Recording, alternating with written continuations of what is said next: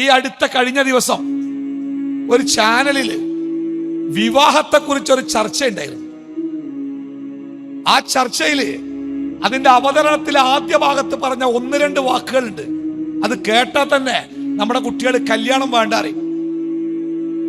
ഇന്നലെ വരെ ഒരാണിന്റെ മുഖത്ത് പോലും നീ നോക്കരുത് എന്ന് പറഞ്ഞ് വീടിന്റെ ഉള്ളില് തളച്ചിട്ട ഒരു പെൺകുട്ടിയെ പിറ്റേ ദിവസം വൈകുന്നേരം ഒരുത്തം വീട്ടിൽ കയറി വന്നപ്പോ ഓന് ചായ കൊടുത്ത് പിറ്റേ ദിവസം ഓന്റെ കൂടെ ഇറക്കി വിടുന്ന സമ്പ്രദായത്തിന് പറയുന്ന പേരാണ് വിവാഹം എന്ന ആദ്യത്തെ വാക്കന്നെ.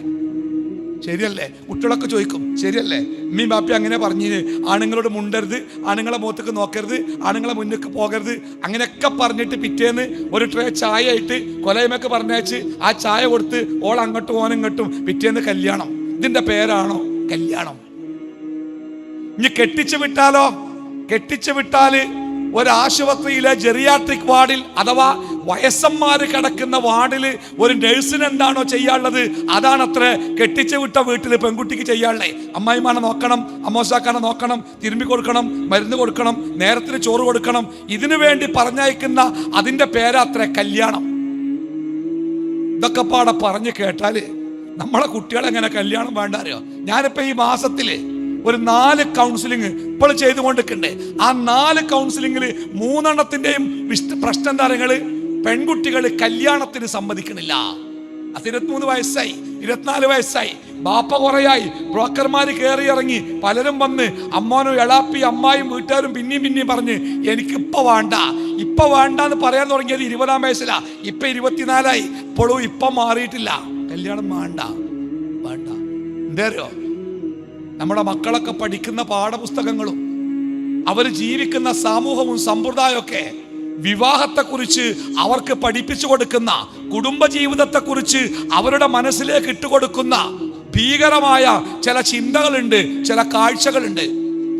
അതുകൊണ്ട് എൻ്റെ ശബ്ദം കേൾക്കുന്ന കല്യാണം കഴിക്കാനുള്ള ആൺകുട്ടികളും പെൺകുട്ടികളൊക്കെ ഉള്ള എൻ്റെ പ്രിയപ്പെട്ട മാതാപിതാക്കളോട് സ്നേഹത്തോടു കൂടി ഞാൻ പറയാണ്, മക്കളെ കെട്ടിക്കല് പണ്ടത്തെ പോലെ അത്ര എളുപ്പാവൂലപ്പോ. പണ്ട് നമുക്ക് ഇഷ്ടപ്പെട്ട ചെറുക്കനെ വീട്ടിൽ കൊടുങ്ങാണ്ട് പെണ്ണിനെ പരിചയപ്പെടുത്തിയിട്ട് അമ്മോനും അമ്മായി എളാപ്പൊക്കെ കൂടിയിട്ട് കല്യാണത്തിന്റെ ഡേറ്റ് നിശ്ചയിച്ച് നാ അങ്ങനെ നടന്നോട്ടെ എന്ന് പറയുന്ന അത്ര ലഘുവാവൂല ഇനിയുള്ള കാലത്ത് വിവാഹങ്ങൾ മനോഹരമാണ് എന്ന് പറയാൻ മതത്തിന്റെ പ്ലാറ്റ്ഫോമുകൾ മാത്രമേ ഉള്ളൂ. പക്ഷേ വിവാഹങ്ങൾ ഭീകരമാണെന്ന് പറയാൻ 100 കണക്കിന് പ്ലാറ്റ്ഫോമുകൾ, കഥകളും കവിതകളും സിനിമകളും രാഷ്ട്രീയവും സാംസ്കാരവും ഒക്കെ ആയിട്ട് നമ്മുടെ മക്കളുടെ മുമ്പിലുണ്ട്. അവരതൊക്കെ കേൾക്കുന്നുണ്ട്, അവരതൊക്കെ കാണുന്നുണ്ട്, അവരതൊക്കെ മനസ്സിലാക്കുന്നുണ്ട്. പക്ഷേ കുടുംബം മനോഹരമാണെന്ന് പറയുന്ന മതത്തിന്റെ ശബ്ദങ്ങൾ കേൾക്കാൻ അവരില്ല. ആ ബാക്കിയുള്ള കുടുംബം മനോഹരമാണെന്ന് നമ്മൾ പറഞ്ഞു കൊടുക്കേണ്ട ആൾക്കാരുണ്ടല്ലോ. ഒരു ഇവിടെയും വരുന്നില്ല, ഒരു പള്ളിയിലും വരുന്നില്ല, ഒരു എവിടെയും വരുന്നില്ല. എന്നാൽ കുടുംബം ഭീകരമാണ് എന്ന് പറയുന്ന സിനിമകള് അവരുടെ കീശയിലെ മൊബൈൽ ഫോണിലുണ്ട്. കുടുംബം ഭീകരമാണ് എന്ന് പറയുന്ന ചെറിയ ക്ലിപ്പുകള് അവരുടെ ഉള്ളം കൈയിലെ മൊബൈൽ ഫോണിലുണ്ട്. കുടുംബം വിനാശമാണെന്ന് പറയുന്ന പുതിയ ചിന്താരീതികൾ രാത്രി കിടക്കുമ്പോൾ ഇയർഫോണിലൂടെ അവരുടെ ചെവിയിലേക്ക് നിരന്തരമായിട്ട് പെയ്തുകൊണ്ടിരിക്കുന്നുണ്ട്.